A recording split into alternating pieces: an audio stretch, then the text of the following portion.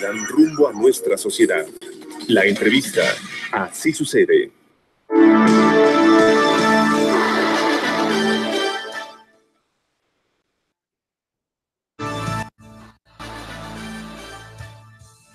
Gracias, las 7 de la mañana con 30 minutos, y además muchísimas gracias, está en esta mesa de trabajo y le agradezco y le aprecio además infinitamente.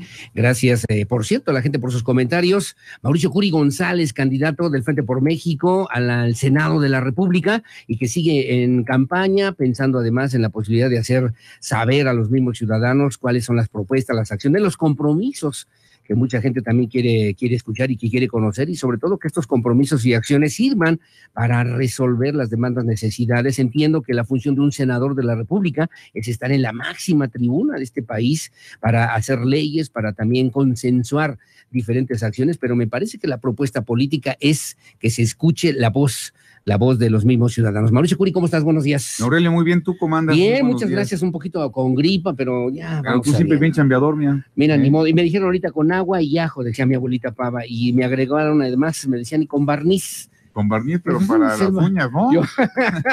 El barniz no sé para qué, ya le pregunté, dígame el barniz como para qué. ¿Cómo andas, mi querido Mauricio Curi? 46 días de campaña.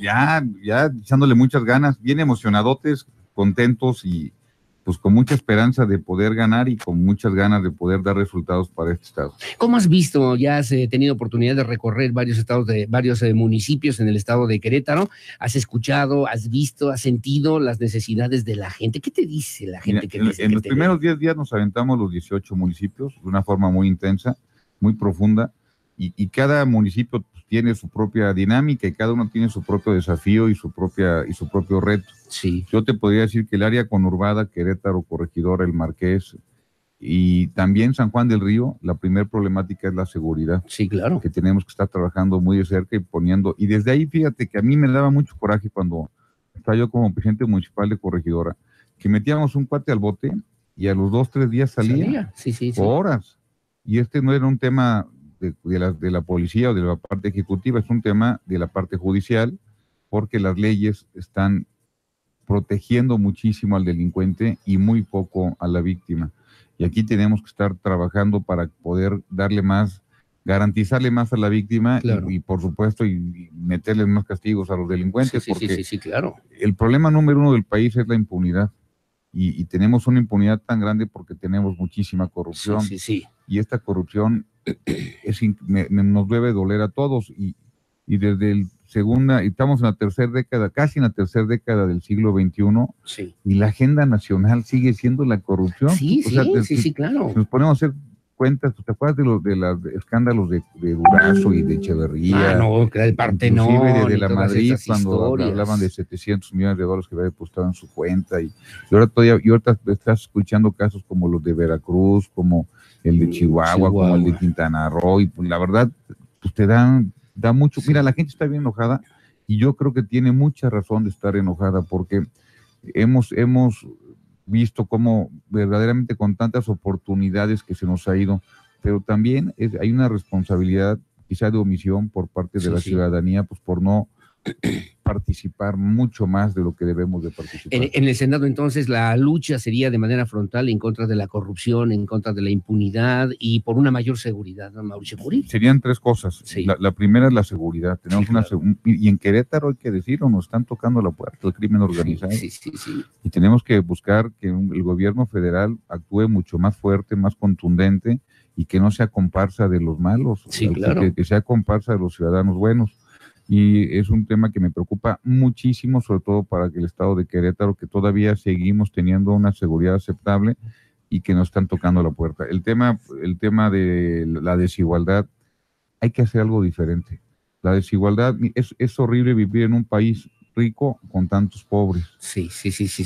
Y la gente, debemos de entender que nadie va a hacer por los mexicanos lo que los mismos mexicanos no hagamos por nosotros mismos. Sí, claro. Y buscar que las personas, y estoy convencido, de verdad no lo digo de dientes para afuera, que la única forma de bajar la pobreza es la empresa.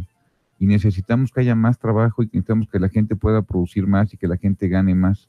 Pero eso tiene que ser con la empresa. Claro. Si tú volteas a ver países como Japón, donde pasó tuvo 2 bombas atómicas que les aventaron, de una guerra de la patada. Y cuando volteas a ver y ves que nosotros nos gastamos mucho más en la época de López Portillo, con esos, la deuda externa que teníamos, y México no sale adelante y tenemos una gran cantidad de pobres. Primero que nada hay que decirlo y hay que ver cómo los podemos sacar, pero que también ellos deben de entender que tiene que hacer esto en conjunto y que no es solamente dando asistencialismo, porque yo sí creo en la subsidiariedad, por supuesto que creo en la subsidiariedad. Que además es uno de los principios de Acción Nacional, ¿no? Pero solamente debe ser a quien lo necesita, porque muchas veces se le da a quien no lo necesita y solamente por el tiempo que lo necesita. Sí, claro. Porque este bien común que tanto habla Acción Nacional y que tanto hablamos en Coparmex, no es otra cosa más que buscar que las personas se puedan dedicar a lo que quieran y que puedan trascender donde quieran para poder ser felices. Hablas de seguridad, hablas de desigualdad, ¿y cuál es el tercer?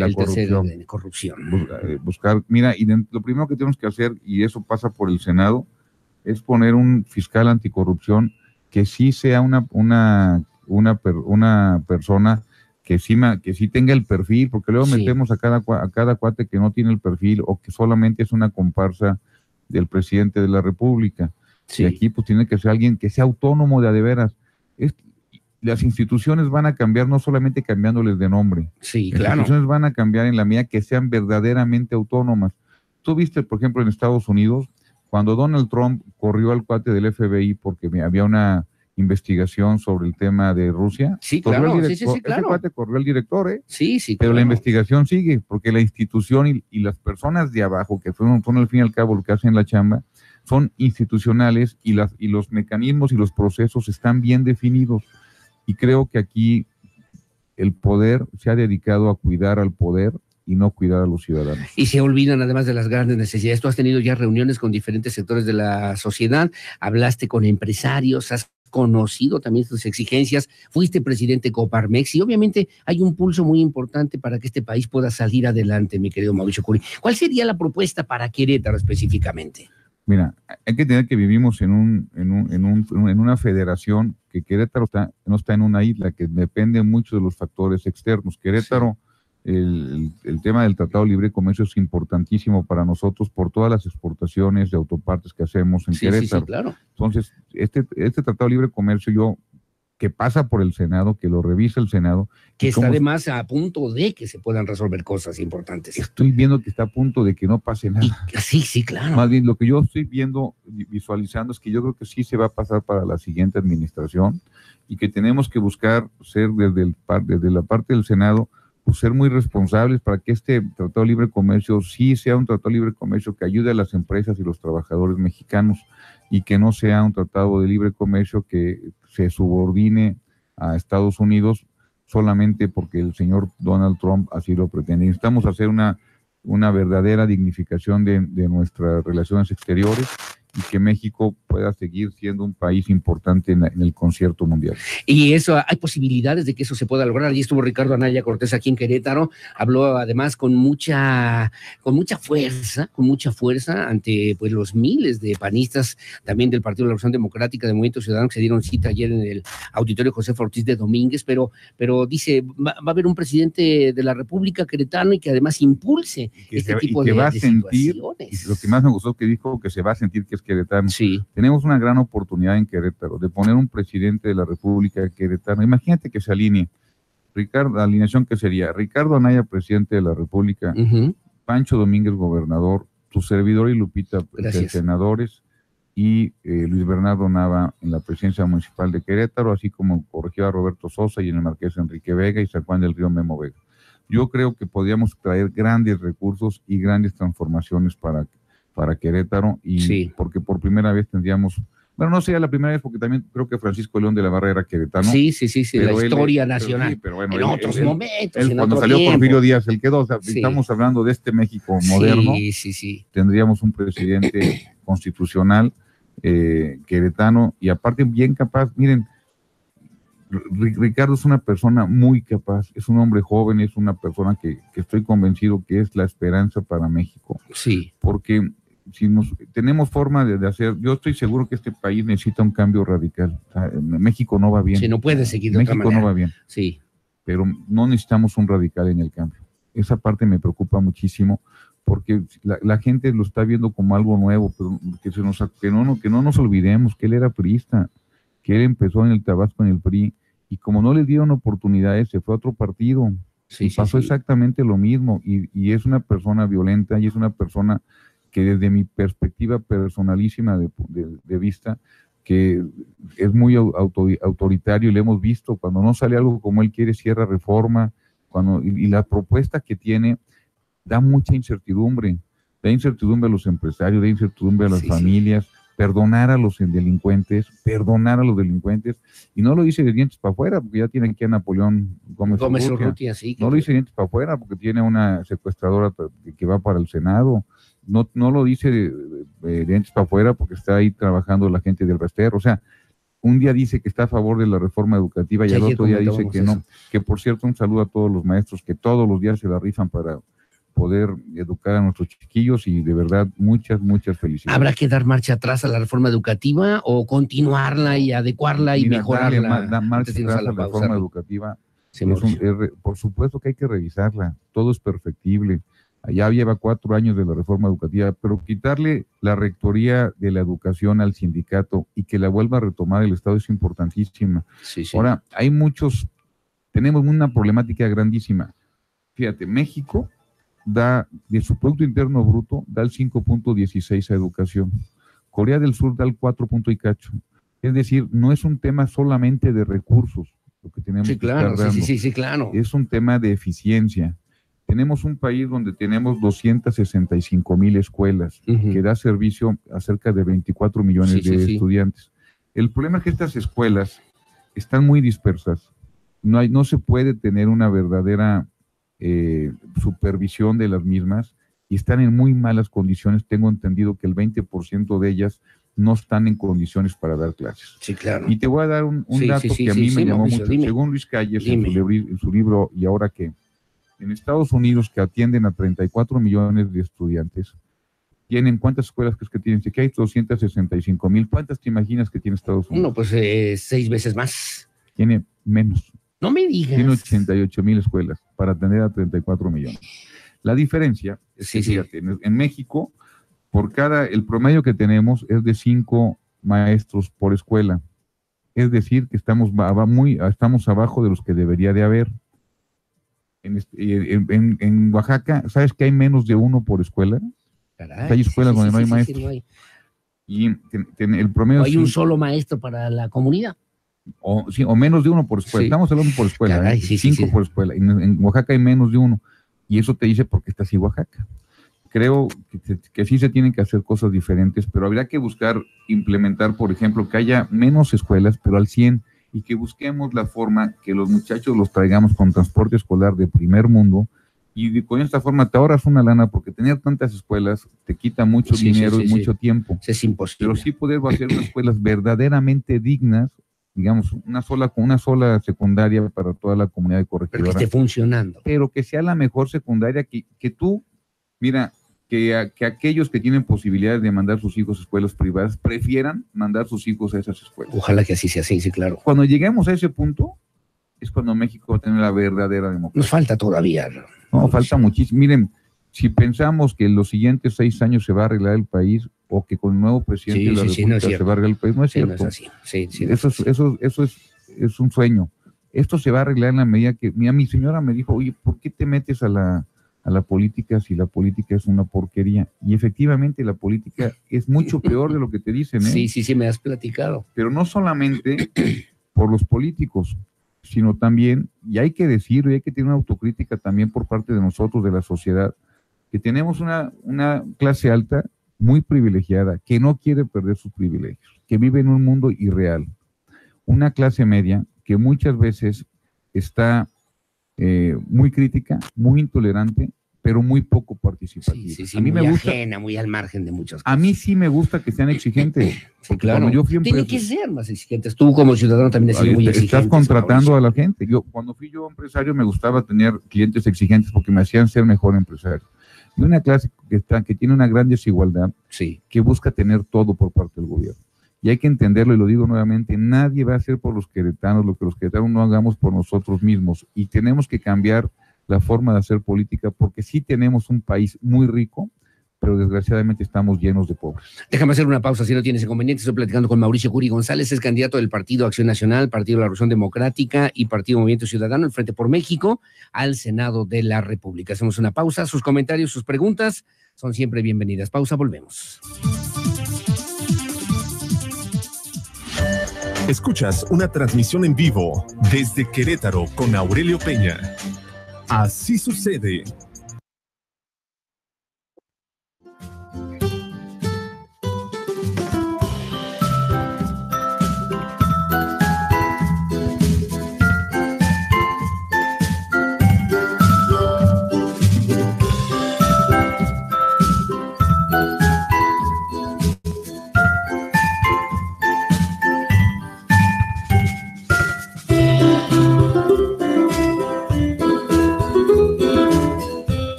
A la comunidad mexicana que vive en Estados Unidos, les haré una invitación para que se acerquen a los consulados, al que les corresponda, para que puedan tramitar su credencial de votar. A pesar de que están acá y pudiera parecer como que ya no están en México y por lo tanto no les compete votar, siguen siendo mexicanos, tienen el derecho a hacerlo y creo que es muy importante que juntos empecemos a tomar el control hacia dónde queremos que vaya nuestro país.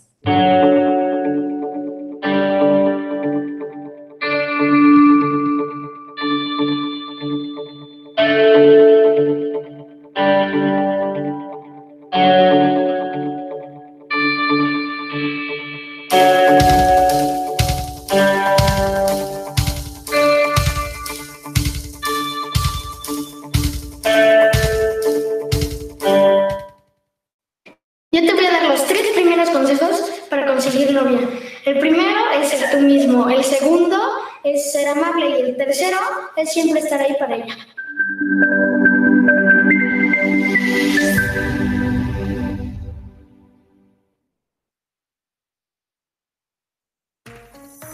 ¿Sabes qué es un conteo rápido? Te voy a poner un ejemplo. Si quisieras saber cuál es el equipo de fútbol más popular en tu colonia, podrías ir casa por casa a preguntarle a todo mundo y te tomaría mucho tiempo. Mejor te apoyas en la estadística, una de las disciplinas más avanzadas del mundo de las matemáticas. Si la diseñas correctamente, bastaría con preguntarle a unas pocas personas para darse una idea aproximada, pero buena, de la tendencia general. En el caso de los conteos rápidos, se seleccionan algunas casillas que permanecen en secreto hasta después del día de las elecciones para evitar que grupos políticos puedan presionar el voto en ellas. Síguenos a través de nuestras redes sociales en Twitter, Facebook y YouTube, Querétaro 24/7. Querétaro 24/7. Desde la ciudad de Santiago de Querétaro para todo el mundo.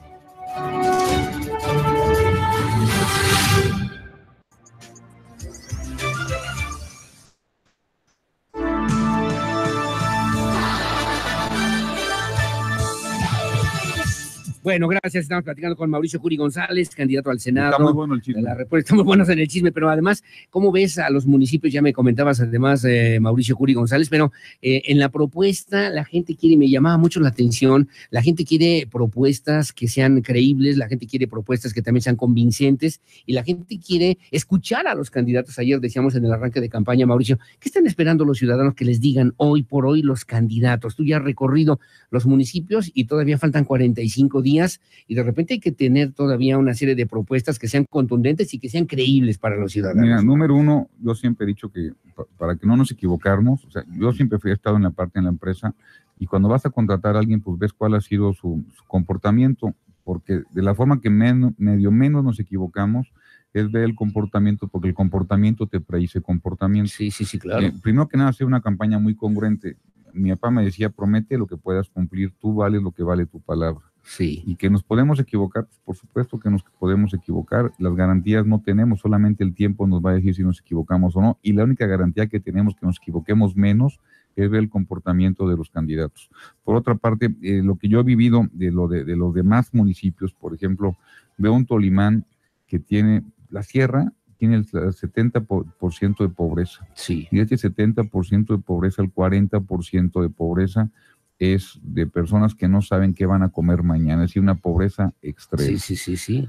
Aquí, de todos los días, Mauricio. Pero mira, es que de verdad no es solamente el tema asistencialismo. Por supuesto que se tiene que hacer algo por una cuestión humanitaria, pero más que eso, esta subsidiariedad tiene que ser solamente por cierto tiempo y buscar las formas y mecanismos que puedan ellos salir adelante por el bien de todos. Claro, sí, claro. Porque aparte tenemos un compromiso y una responsabilidad también con ellos como queretanos.